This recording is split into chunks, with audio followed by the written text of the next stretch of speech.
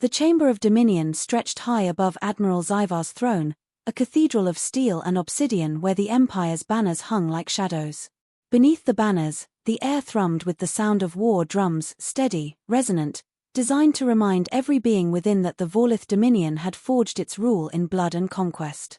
Admiral Zyvar rose from his throne, his taloned hands spread in a gesture of victory.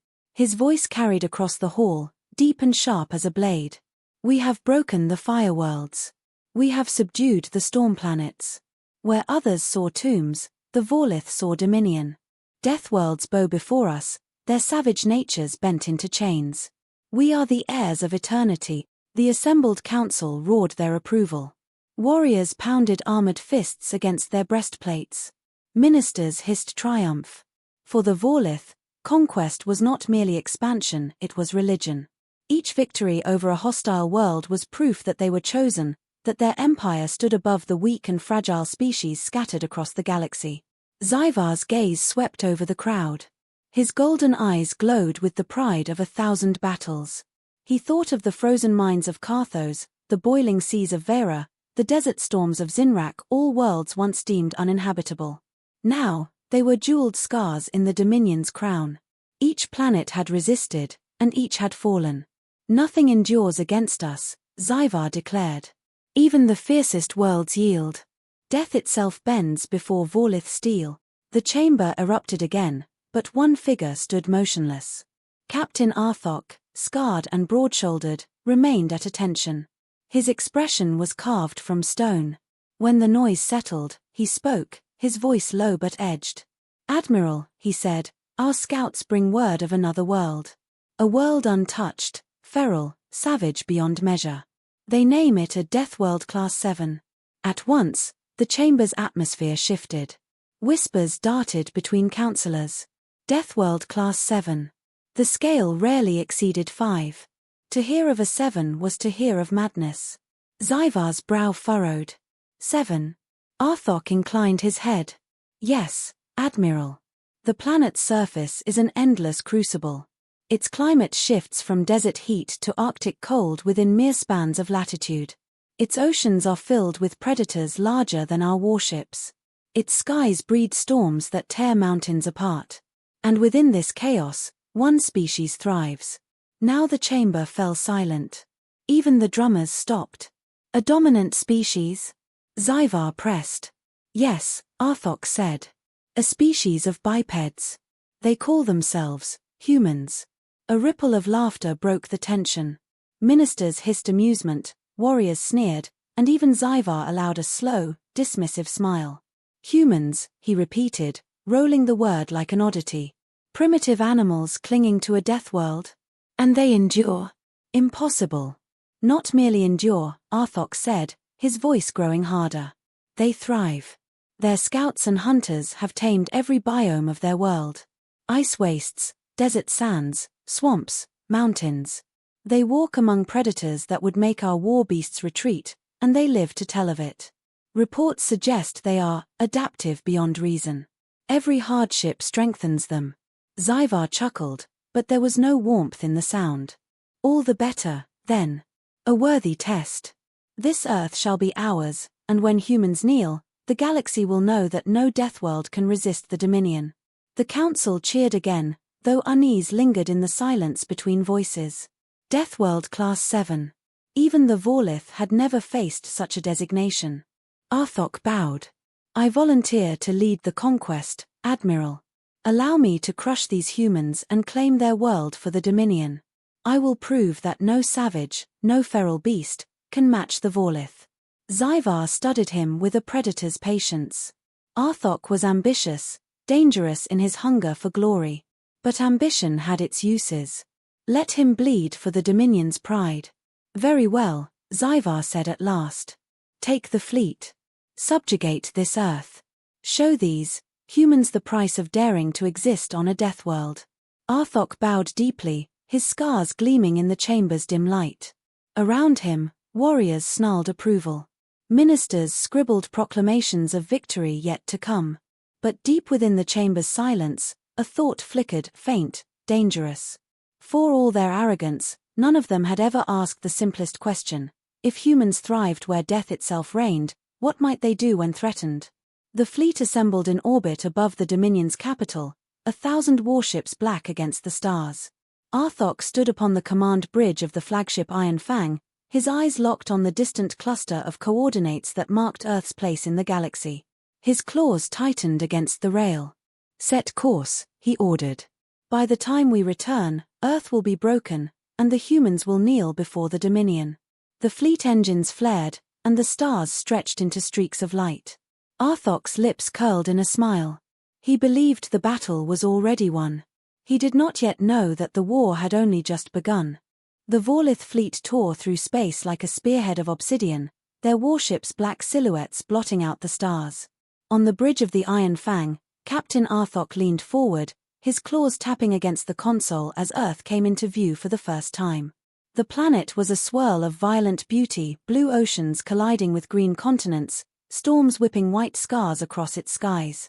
Lightning flared within cyclonic clouds large enough to swallow entire Vorlith cities. Volcanoes glowed faintly red along tectonic scars, while polar caps shimmered like blades of glass. Arthok sneered. A savage ball of chaos. How could anything survive here, let alone dominate? His second-in-command, a younger warrior named Tovor, shifted uneasily. "And yet, Admiral, they do. Reports confirm billions of humans inhabit this world." "Billions?" Arthok echoed, his grin widening. "Then we will cull them by the billions. Let them drown in the glory of our conquest." Far below, in the dense jungles of South America, Major Ethan Cole crouched beneath the shade of towering ferns, scanning the horizon. His rifle rested steady in his hands, though his eyes did not wander to his weapon. They stayed on the sky. The first alien vessels had appeared hours ago, slipping into low orbit like shadows. By now, Cole and his unit knew what was coming. Humanity had long debated whether first contact would bring peace or annihilation. Ethan had never trusted in peace. "Major," whispered Sergeant Harris beside him, his breath hot in the humid air. "You really think they're coming here? Into this jungle?" Cole smirked, the scar on his jaw tightening. "They will. They'll think the jungle will hide them. They don't know it'll eat them alive." He shifted, remembering the countless hours of survival training that had forged him. Nights in frozen mountains, weeks in desert heat, months in swamps where the air itself tried to kill. Earth was no paradise. It was a crucible. Every soldier, every hunter, every farmer who worked its soil knew one truth: adapt or die. And humans had adapted better than anyone. The first Vorlith troop carriers tore through the clouds, massive dropships shaped like talons. They descended into the jungle clearing with mechanical grace, kicking up whirlwinds of leaves and ash. Arthok himself watched from the command deck of the Iron Fang, his pride swelling as armored detachments stormed out of the carriers.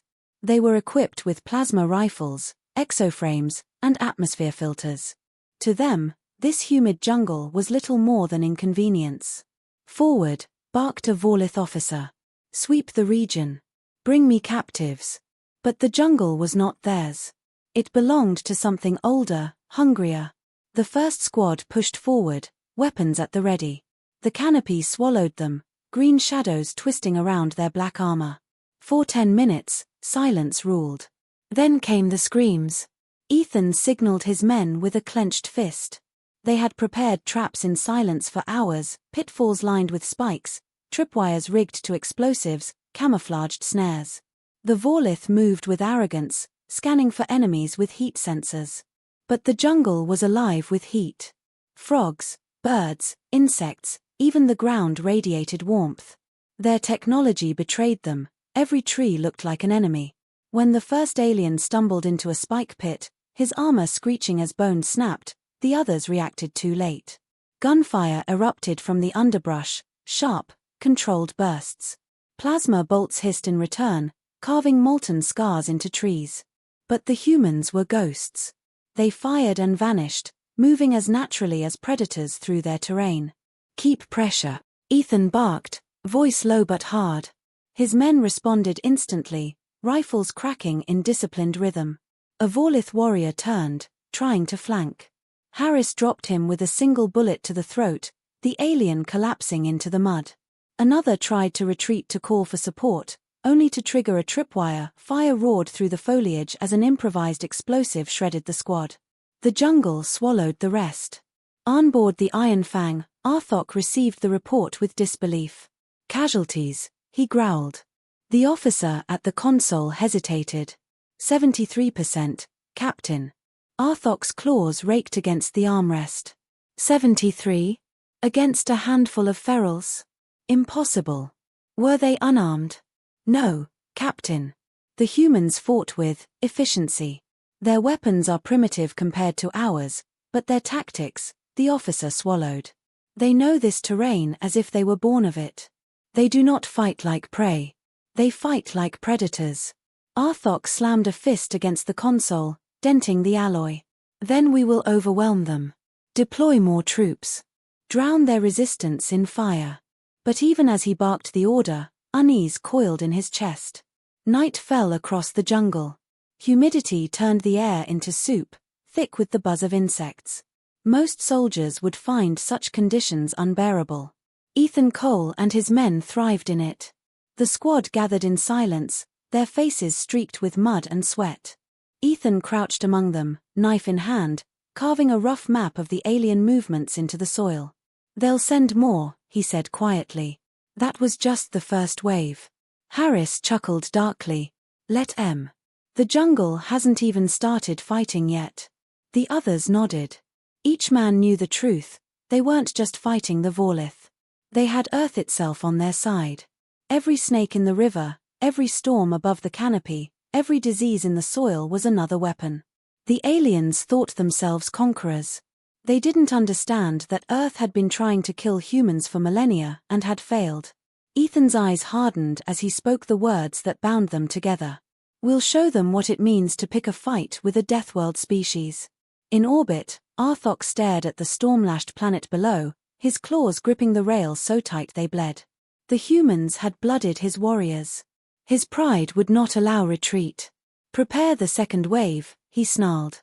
"We will burn their forests, flood their rivers, crush their cities. We are Vorlith. They are nothing." But somewhere in the back of his mind, a whisper of doubt lingered. The Vorlith had conquered many Deathworlds, but none where the dominant species looked at death not with fear, but with a soldier's grin.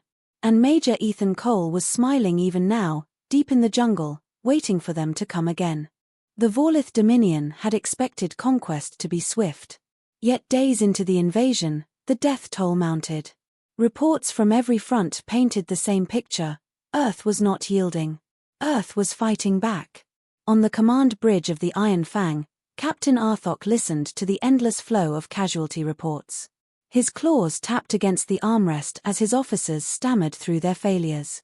Arctic deployment, half the squad lost to exposure. Their suits froze solid when the storms cut power. Desert advance, troops collapsed from heat exhaustion. Humans intercepted the survivors with long-range rifles. Swamp detachment ambushed by amphibious predators. Local human fighters struck while the beasts tore our men apart. Each new account fed the fire in Arthok's chest.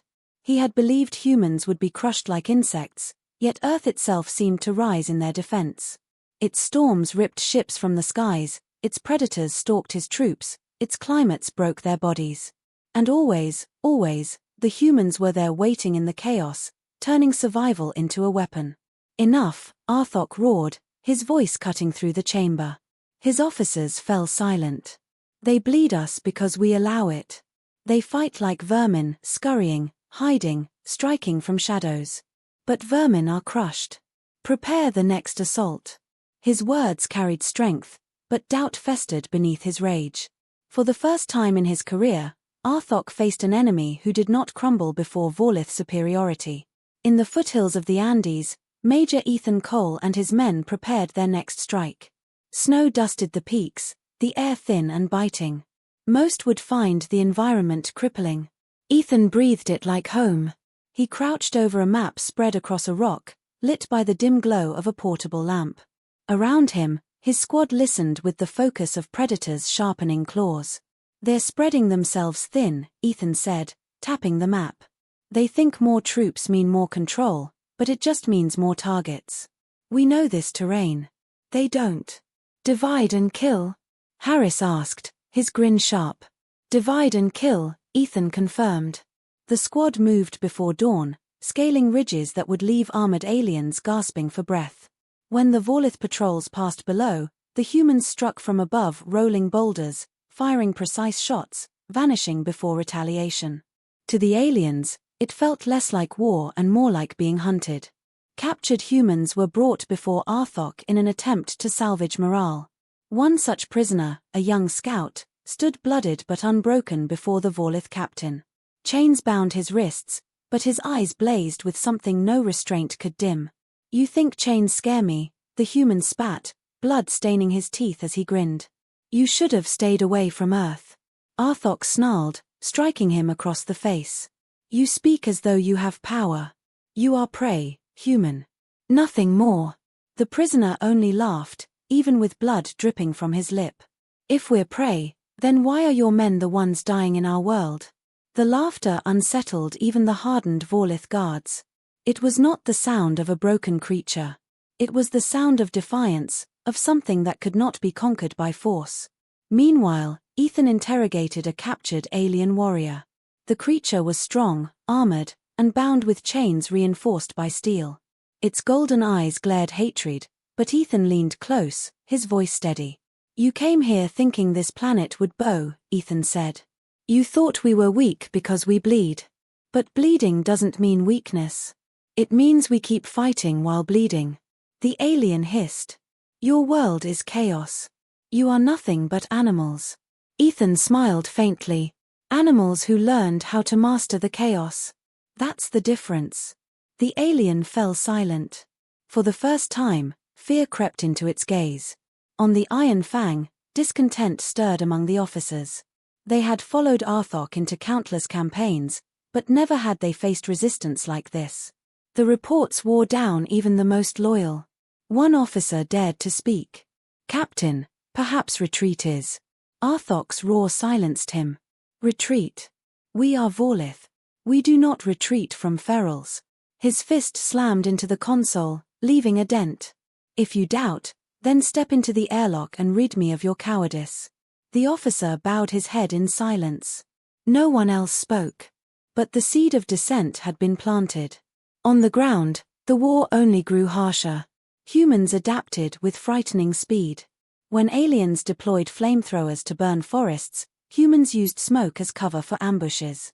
When the Vorlith brought in aerial drones, sharpshooters dropped them with rifles designed for hunting elk. Every weapon turned against humanity became a tool for resistance. At night, the jungle and mountains echoed with whispers, "The humans are coming." Not soldiers. Not warriors. Hunters. Ethan Cole moved through the ranks like a ghost, silent but unyielding.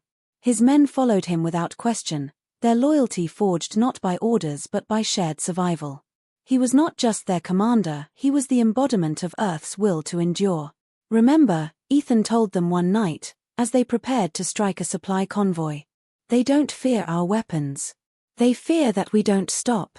They fear that no matter how many of us fall, there's always another waiting in the dark. That's what we give them." The men nodded. No speeches were needed beyond that. They understood. When the convoy came, the humans struck with precision. Explosives shattered armored transports, gunfire rained from the cliffs. Aliens scrambled, returning fire, but every shot hit nothing but stone. The humans had already moved, already struck again from another angle. By dawn, the convoy was ash and corpses. Not a single human casualty. Ethan stood among the wreckage, his face calm, his eyes hard. He knew this wasn't just about winning battles. It was about breaking the invader's will. On the Iron Fang, Arthok stared into the void of space, his reflection twisted in the glass. His pride screamed for victory, but reality gnawed at him. His men were losing faith.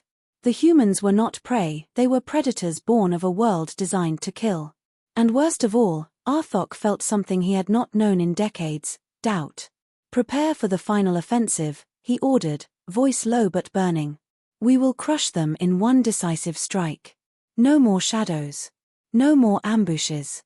We bring fire upon their mountains and grind them to ash." The officers bowed, though some exchanged uneasy glances. Down on Earth, Ethan heard the rumble of approaching war machines, felt the storm of fire gathering. He knew what was coming. And he smiled. The humans were ready. The Vorlith fleet descended upon Earth like a storm of fire. From orbit, warships unleashed bombardments that lit the skies. Troop carriers blotted out the sun, their engines howling as they poured soldiers into the mountains of the Andes. Captain Arthok stood at the prow of the Iron Fang, his armor gleaming, his claws gripping the railing with unyielding fury. He had ordered the final offensive, every resource, every weapon, every ounce of Vorlith might concentrated into one crushing blow. This ends today, he snarled to his officers. No more shadows. No more ambushes. We burn their mountains. We shatter their cities. We drown their courage in blood. The officers echoed his words with roars, but their eyes betrayed unease. Too many battles lost. Too many warriors buried. Too many reports of humans fighting like demons born of chaos. Still, the command was given. The Vorlith would gamble everything. High in the mountains, Major Ethan Cole and his men watched the sky ignite with fire. The Vorlith were coming in force, armored columns grinding up the valleys, airships prowling the ridges. Harris spat into the dirt. Looks like they're done playing. Ethan's jaw tightened. His eyes swept the mountains, the ridges, the narrow passes. He saw not a battlefield, but a predator's trap. Then we stop playing too, he said. They want to bring everything. Let's take everything from them. The humans prepared in silence. Explosives wired into cliffsides. Boulders loosened on ridgelines. Trenches dug where mudslides would fall. They had no fleets, no armies, no superweapons, only terrain, cunning, and the unbreakable will of men who had been shaped by the harshest crucible in the galaxy.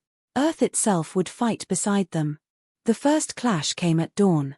Vorlith armor thundered into a mountain pass, engines roaring, plasma cannons glowing. Arthok himself led the vanguard, his voice echoing through comms. Forward. Crush them beneath our might. But the mountains answered. Charges detonated along the ridges, and entire cliffs collapsed. Rocks the size of gunships cascaded into the valley, crushing tanks, splitting formations. Mudslides followed, swallowing columns whole. From the smoke and dust, humans emerged like wraiths. Ethan's squad struck first, rifles spitting controlled fire. Harris's rocket lit the sky, tearing through an alien carrier. Guerrilla fighters from villages joined the fray, wielding rifles, molotovs, even sharpened spears. The Vorlith fired back with plasma storms, their technology burning trees and stone. Yet every advance was met with another trap, another ambush, another wave of resistance that refused to yield. It was not war. It was slaughter, and the Vorlith were the ones being slaughtered.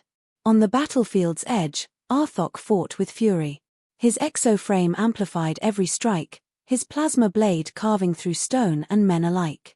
But even as he cut down 3, 5, 10 humans, more rose from the shadows. Captain, cried Tovor, his second-in-command. Our lines are collapsing. They fight like predators, Arthok finished bitterly, cleaving another soldier in half. He could no longer deny the truth. These were not prey. They were Deathworlders, born of storms, predators, and endless struggle. And they were winning. As the battle raged, Ethan Cole closed in on the alien captain. He moved like a shadow through fire and smoke, his men covering his advance. Finally, on a shattered ridge, he faced Arthok. The alien towered above him, armored and blazing with fury. So, you are their leader, Arthok growled. You, who dares defy the Dominion? Ethan leveled his rifle but did not fire. His voice was calm, steady, lethal. I'm no leader. I'm just another human who refuses to kneel. Arthok roared and lunged, his plasma blade arcing. Ethan dove aside, rolling across the stone. His rifle cracked, a bullet sparking against Arthok's armor. The alien pressed forward, each strike shattering rock, each roar echoing like thunder. But Ethan fought with patience, not fury. He darted, dodged, struck where armor cracked, used the terrain itself as a weapon. When Arthok swung wide, Ethan lured him into a crumbling edge of the ridge. With a final detonation, explosives shattered the rock beneath them. Both fell into the ravine, crashing into dust and ruin. Ethan rose first, battered but alive. Arthok lay broken, his armor cracked, his blade sputtering. Still, the alien snarled, trying to rise. "You cannot win," Arthok gasped. "We are Vorlith. We conquer all." Ethan stepped closer, his shadow falling over the alien captain. His eyes burned with the quiet fire of every human who had fought and bled before him. "You claimed to conquer Deathworlds," Ethan said coldly. "But you've never faced a species that is a Deathworld." He raised his rifle and fired once. Arthok's body fell still. Word of their captain's fall spread like wildfire. Vorlith formations shattered, their morale broken. The humans pressed the advantage, striking from every ridge, every forest, every shadow. From orbit, Admiral Zyvar watched in horror. His fleet, once invincible, was bleeding. His ground forces were being devoured by a planet that refused to kneel. Reports poured in of mass retreats, of commanders abandoning posts, of humans chasing them through terrain no alien could endure. For the first time in Dominion history, the order was given: retreat. The fleet disengaged, battered and humiliated, dragging their dead back into the void. The Vorlith had not conquered Earth. Earth had conquered them. In the aftermath, silence returned to the mountains. Smoke drifted through shattered passes, the air thick with the stench of war. Ethan stood with his men on a ridge, watching as the last alien ships fled into the sky. Harris let out a low whistle. "Think they'll come back?" Ethan didn't answer immediately.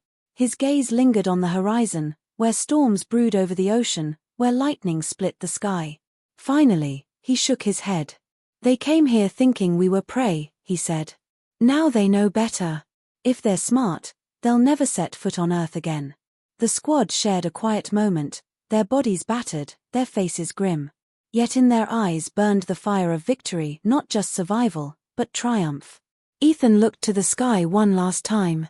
The Vorlith had claimed to conquer Deathworlds, but they had never faced the truth: Earth was not merely a Deathworld. It was home to the most dangerous species in the galaxy. And that species had a message for anyone who dared invade.